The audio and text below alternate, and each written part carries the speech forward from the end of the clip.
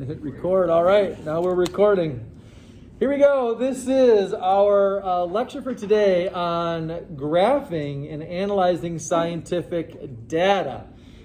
So this is the part now we've conducted our experiment and we're now in the process of analyzing our data. So we're kind of over there in number 6 and number 7 in our experimental design method process. Remember, to analyze the data, we do need to make it visual. And that's going to be the important part, is we need to visualize the data. And so then subsequently, doing some graphing is how we then are able to take that data and visualize it. So that we can actually see trends, outliers, things like that. What is the data showing us? Because we can't actually see that when it's just in a spreadsheet form or a chart form. All right. So here we go. For example, then, what do you do when you do in one whole day? So we can use, there's different types of graphs, remember? We can have a pie graph, which is used to show parts of a whole. And so being able to understand what type of graph you can use for what type of data that you have is also going to be an important aspect of looking at. So in a pie graph or circle graph, we're going to show parts of the whole. And again, this idea, the fact that this needs to be then 100%, that the whole thing has got to equal 100% or 24 hours or whatever it is that you're breaking it down into the individual parts then with it. We've got then, I forget what you had to write down. Do you guys have to write down used to show parts of a whole? Yes. Okay, perfect. Are we all done with that? Okay. Molly, how's that pencil working over there? Brilliant. Pretty slick, huh? Cool. You could do a bar graph, and remember, bar graphs are used to compare amounts then. Bar graphs are used to compare amounts. Today you might be building some bar graphs. The homework assignment for today, I actually really like the homework assignment for today because it gets into this idea of looking at the whole thing and putting things together, but you are going to be graphing then for today. Yes, sir? Is it fun? Everything is fun. Fun is a state of mind. It's a state of being. That's just really about it. Right? The next part then is that you could have a line graph. This is kind of the one that we tend to see most frequently. Used to show the change in one piece of information as it relates to another change. Or like as an example there, a change over time. So the line graph, this is tend to be the one that we use the most frequent then, that it shows the change of one piece of information as it relates to another piece of information. Okay, this gets back to our idea of independent and dependent variables, things like that, which are all going to be parts to this process then.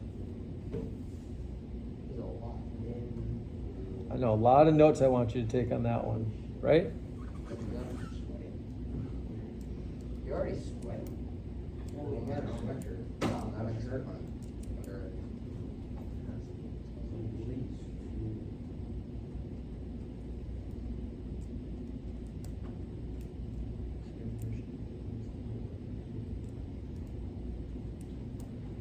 All right.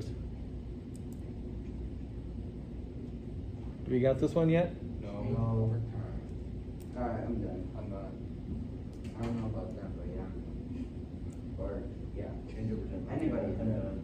Okay. Everybody done? Yep. Jonathan, you got it? Okay, here we go. Now, what a graph needs then, remember there's a couple of different parts then that a graph is looking for and needs in particular.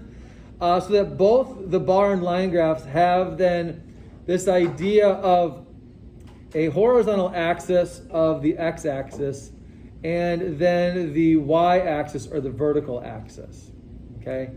And so making sure that we truly understand these parts, and this is one of the things that, trying to make sure that we do have these things. These parts are required then in making a good graph, is one that we have an x and the y-axis. We're going to also be putting into what that means then and needs. I know you guys have done graphing in the past. It's always really good practice because we tend to still get them incorrect at times as far as how to set them up. So we're going to make sure that we get that part kind of figured out today then. So parts of a graph then, first of all, is we got to have a title. The graph's got to have a title to it so that we understand what the information is trying to show us or tell us. Because if we don't have a graph, it actually doesn't tell us any information at all. Because we really don't know what it's trying to show us. So please make sure you put a title to your graph, right? It summarizes the information on the graph. And it is required because, again, without a title, you don't know what it's actually showing. It could be the number of elephants found in a bird's nest, for all we know. Right? And so it's one of the things, gentlemen, then, that when you are looking at information on the news, on a website, that you're being mindful and careful of the information that you're looking at in this process. Okay? And that if graphs don't have titles to them, that you're a little more leery from the source that you're getting it from. Because without having titles to the graph, you don't, again, know what we're talking about or looking at. Okay? So here we go. Kind of the big part here. The independent variable, remember, that's the thing that's changed in the experiment. So the independent variable is what's controlled or changed by the experiment. And the independent variable will always go on the x-axis. So independent variable always goes on the x-axis. Now you guys have been pretty good about being able to identify then the parts of the experiment, right? What is being changed, and subsequently that goes on the x-axis.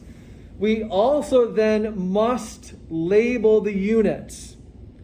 So when we put something on the x-axis, what are going to be the units then for it? Now remember, units can be something just as simple as, like if you're doing volume, milliliters, mass, grams. If you're just counting something, it could be the number of elephants in a bird's nest. Again, number of elephants, right? So then that way you actually know, again, what the data is showing you and what it means. Without that information, it's really hard to tell. So being able to make sure that you understand what it's looking at, okay? So independent variable goes on the x-axis, and the x-axis must be labeled with a unit. Now, the reason why we're telling you all these things, and I'm teaching these things to you, is because when you make a graph, like when we start using our bottles for our experiment that we're going to be doing in ecology, you are going to be graphing data. Today, for your homework assignment, you're going to be graphing data. If you don't have the x-axis labeled with units, you're getting it wrong. If you don't put a title on it, you get it wrong. So that's part of these things, is to make sure that we understand and know how to do these things then and what they mean. All right, so that also means then I'll change the color for a greater emphasis. The dependent variable then is going to go on the y-axis. And remember, again, we must label the units on that y-axis. So now the dependent variable, what are we recording? What is the outcome? And again, you guys are really good about being able to identify those things, whether it's found in the hypothesis. Remember that this part, this is the then of the hypothesis, is the dependent variable. And that's going to be found on the y-axis. And again, we're going to label what goes on there. So remember, if we want to do this, this is the then part. This is the if part. Just to kind of give you, again, that little reference point there for you. Okay? Yeah. And again, because it's measured. And again, things that are being measured. That's why we worked so hard last week about identifying independent, dependent variables that can be measured, because we're going to put them on a graph. Okay? We have this part now? Yeah. Not yet. Okay. Thank you for letting me know. Appreciate it. Okay. All right, I got it. Thank you. All right, the last part then to the part of a graph that we're going to need is we're going to need this idea of a legend, right? We need to make sure that we understand what the visual information is showing us or telling us, right? What do the colors mean? What do the different data points mean? So that we have then a legend to this one. And again, we're using that because we're describing then different information or data on one graph. So when you're putting more than one set of data points on a graph, you do need to include then this idea of a legend or a key. You can put it in the lower right-hand corner, you can put it in the upper right-hand corner, you can put it off the page. And you will be building graphs that actually have multiple data points on it, and then being able to tell what they mean, again, by using different colors, different shapes, whatever they might be, okay, to help us to identify then what the data, how we differentiate them. Again, using different colors or symbols for the data, okay? So again, it's one of those things where if you don't have then a legend or a key, right, we're going to then make sure that you have those things. Anders, do you want to stop coloring over there, big man? Okay. So when we look at that then, scales for each variable. So when we look at this, put then the scale when we make a graph here. So if I'm going to make my graph here. So when you look at a graph, one of the things that is a really hard thing that you guys struggle with, and the only reason why you struggle with it is because, I'm going to be honest with you, you get lazy. That's true. Okay? Students generally typically want to take the least amount of work to get something done. So when you make your graph, remember your graph, the scale has got to be big. We want to use the whole X and Y axis. So when you get to 0, 0 here, and you're now creating your scale of your graph, go all the way to the right and go all the way to the top. Don't stop short of those things. Because what you guys end up doing is that when you stop short, your data then is only visualized in a short little box, and it's really hard to see. So we want to make sure that we're graphing the data and putting it in as big of a box as we can. So making sure that we understand the scale for each variable. So when setting up a graph, you must know where and how to plot your data points. So again, you're going to have to look at how many data points you have and how can you set that up. Remember, these all must be even spaced, right? You can't make jumps. If you're going to go by twos, you have to stay by twos. You can't go 2, 4, 6, 11, 12, 13, 14, 15, 16, 17, 19, 21, 23, right? If you're going to start by twos, it has to go by twos. If you're starting by threes, it goes by threes all the way to the top, all the way to the right. All right. So again, must include all the data points, take up as much space as possible. We'll use the pink there. Must include all of the data points. Take up as much space as possible. You're going to start at 0 and climb with even intervals. Now, it doesn't mean you have to use even numbers, right? Even just means that you're using the same intervals the whole way up. So if you're going to go by 5s, then go by 5s all the way to the top. Okay? Now, ideally, we like graphs that start like here, where we're going at 0, 0, and then we're going over by even spaces up and to the side, up and to the right. But you don't necessarily have to. Like, you can make a graph that looks like this one here, where you've got 0, and you're going over by, oh my gosh, those have got to be 0.1s even, or 0.2s. And then this is going up probably by 10s. So you don't necessarily have to have the same unit on both the X and the Y, as long as your X-axis remains consistently the same and your Y-axis remains consistently the same. Okay? Don't kind of mix those up. All right. So setting up the scale, remember, If you do need to use a break here, if you do need to use this break here, that we're going to use a squiggly line is known as the break. And that's this part right here. That little squiggly line represents that it's going from 0 to 160. Now, you'd want to put a break in there like that because if your data doesn't start necessarily right at 0. So if you were to go from 0 to 300, right, your graph going up on your y-axis would be huge. Now, we put little breaks in there, but we do a break from 0 to another number. It's not between 20 and 100. Does that make sense? Yeah. Your break is always going to be then, so when we do this break here, right, this little squiggly line will always be 0 to a number. So you can always put the break at the beginning. So basically put the break at the start. Don't put it in the middle. Right? Not middle. Today's date is I think it's the 19th or 20th? 20th. Okay. You generally, for the most part, don't really need to use breaks, but again, it's something that we can use to, especially if you've got a big range in data, right? Big range in data, we're going to use the break. All right, so here we go. How do we set up your scale then? Okay.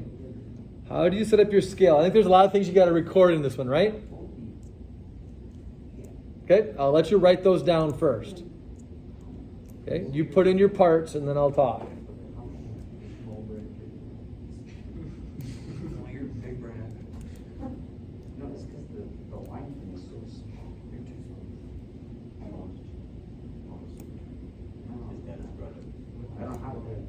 Gentlemen, just write. Oh.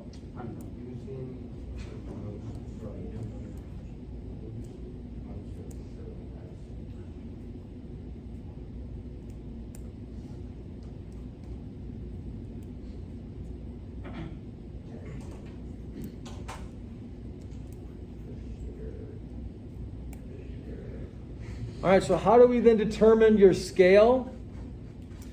First thing you're going to do is you're going to count the number of data lines that you have to work with. So you're going to count the number of lines you have going up once you've made your graph, or the number of lines going to the right. You're going to look at your range of data points. So let's say you have to go between 0 and 200, right? That means you have 200 data points. Right. And let's say you've only got then 30 lines. Does that make sense? Yeah. So what you can do is you can take then the data range. So let's say this is, again, if I kind of use this as an example, let's say your data range is 200, but the number of lines that you only get to work with is 30. One of the things that you can do as a starting point is you can then take 200 and divide it by 30.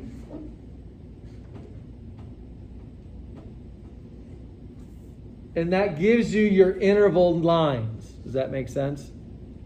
It's an easy way for you to get started with looking at it. You're still going to have to count it out and play with it. But if you take your range and divide it by the number of lines, you should be able to get close to what the intervals will be then for the space that you have left. Remember, we want to put the intervals without going outside the graph. I know some of you kind of get stuck and you realize, oh, I got to add like more lines to the graph, and you tape on a new piece of graph paper at the top of it or on the side of it. Let's not try to do those things, right? The nice kind of about thing with Notability and using Notability is that you actually can just erase it, start over again, move the line, whatever it is. And again, we want to use the most space possible. And again, because we use a lot with Notability and things like that, again, you might want to have to check this with pencil first. Don't use pen. Never use pen with building a graph.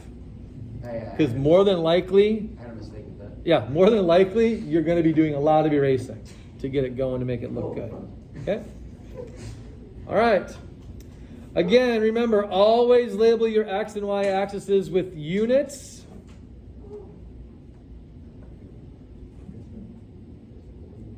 And remember, units will be then part of your measurement.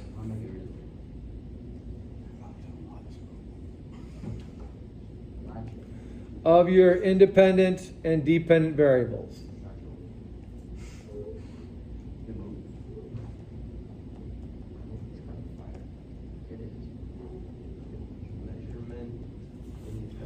Remember that when you get a measurement, because you've designated as something to be able to measure, that means you're going to have a unit that goes along with that for your independent and dependent variables then. All right, so what do we need to create a winning graph? So make sure you've got these parts then to it, right? That you've got a title. That's describing what the graph is looking at. We've got then labels for our units for our X and Y axis. So not only do we have them labeled, so time on our X axis and height on our Y axis, but we also have the units for how they're measured in. Heights will be measured in inches.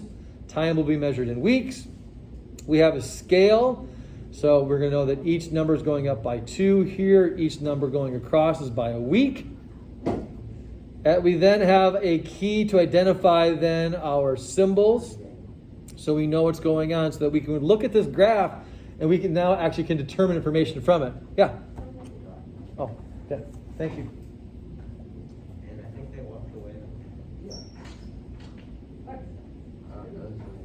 Yeah. Put your name on and put them in the bin. All right. So, let's take a look at that. What's wrong with this graph then? There's no title. Well, forgot to highlight my little parts here. There's no starting point. Yeah, there's no starting point. Oops, what do I need here? Yeah, there's no starting point. There's no title. There's no independent, dependent. And why am I doing this now? You guys can see all of it. Right? We got no title on there. There's no key. Yeah. There's no labeling of the X and the Y axis or the units on them. So again, we don't really know what this information is showing us. Again, it could be, for all we know, right, the number of elephants found in birds' nests. It's probably not, but since we don't know what it is, the graph doesn't actually show us any information. It's actually a useless graph. So please make sure that when you're doing things, the most important part, right, is this part right here, that you've got then titles, labels, units, your appropriate scale, and the key. This is maybe the page for you to make sure that you're always looking at and identifying with. Okay? All right. Hold up. That's it. That's my lecture for today. That's it? Now, any questions, first of all, about this? This is where you're probably going, this is like totally easy, Mr. Austin. I can totally do this. Let's take a look at number 7 then for today. Wait. This is where you're going to get a little bit. Did you need that? You did? There it is. Got it. Okay. All right, let's take a look at number 7 for today then. It looks like this one here. That's number 7. Graphing and analyzing scientific data. This is the homework. This is practice. Oh, no, dude. It looked like the homework, sorry. This is practice, which means I'm giving you in-class time to work on this and try this before we get to our homework assignment, which I will give you plenty of time to start working on. Okay? So 11:42. Ooh, we're not going to have a ton of time. Okay. So, here's the deal. This is just practicing looking at then graphs, right? So as it says here, and this is one of the things that you can do this. Again, I'm not assigning this for homework, but just make sure that you understand what this is asking, right? You're making a bar graph. And then you need to figure out, remember, what is the independent variable? What's the dependent variable? So one of the things to think about in this example, guys, where it says month and the number of deer. Well, which one is the independent variable? Which one's the dependent variable? Is it hard to figure out? Would it be month? So let me ask you this one. The dependent variable is what you are recording. It's the outcome. Is that the month of the number of deer? That would be the number of deer. So that means that this one, whoops.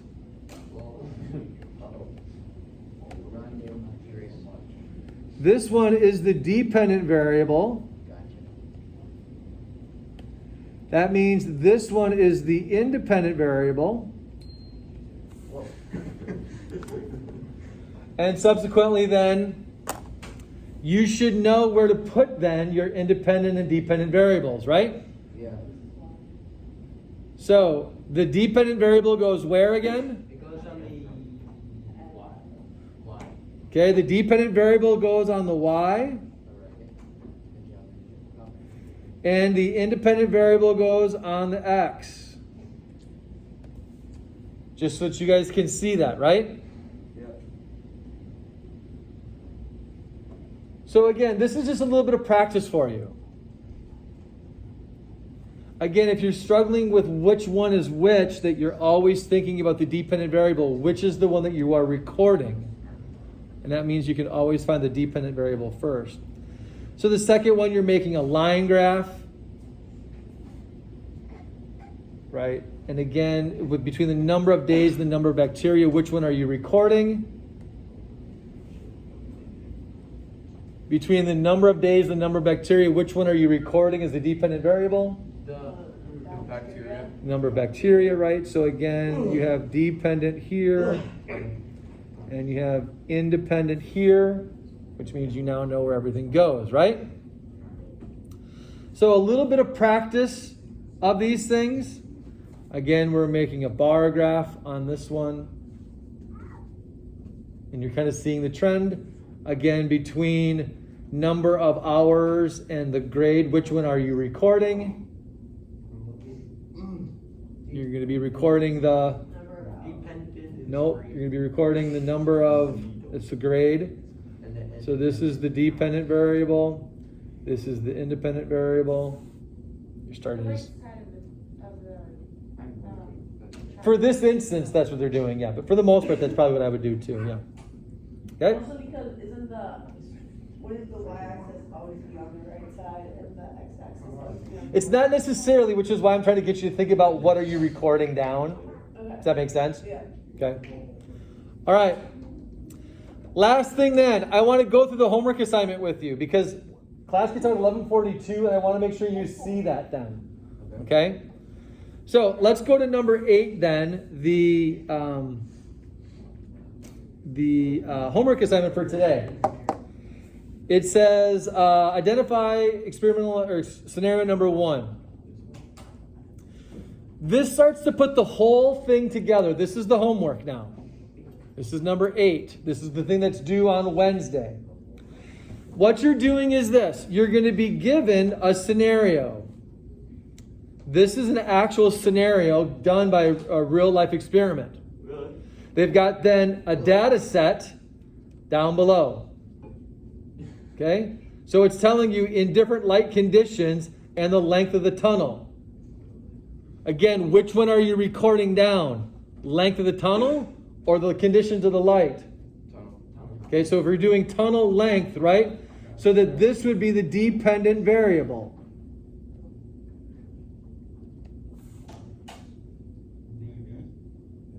Okay, which means the different light conditions is the independent variable, just so that you guys can figure that part out. Now, here's what you're going to do. You're going to put this whole thing together for me. On the second page, you are going to then be reading the experiment scenario on the other side, and you're filling in all of these questions. So again, what was the problem? The observation that was noticed first? What was the question that was asked? What was their hypothesis? How did they set up the experiment? What I would like for you to do here, everybody add this in here, I'd like for you to add 5 procedural steps. So basically, how would you set the experiment up? You're going to say 1, 2, 3, 4, 5. What are the first 5 steps that you would need to do to set up that experiment? This is about recording down your information. so that your experiment can now be repeatable because you are recording your procedural steps. Are we making a graph? Yep, you're going to be making a graph from the data on the front. Yep. You're going to tell me what is the independent variable, the dependent variable. What are the, and I'm going to call these experimental controls. You need to have at least 5 experimental controls. Basically meaning, right, what are the things that are going to be kept the same between the control group and the experimental group? So that you're only testing for one variable. So again, you're listing your control group, your experimental group. Now, you will be then graphing this. So you have to graph the information from the front and then draw a conclusion on that. Okay? Now you might be thinking to yourself, how do I graph this, remember? What's up? Question? I just can't see what it says. Oh, which one? The whole thing, like. By what? Oh, it says experimental controls. You need 5 of them. What are the things that are remaining the same? You just put EX. Same between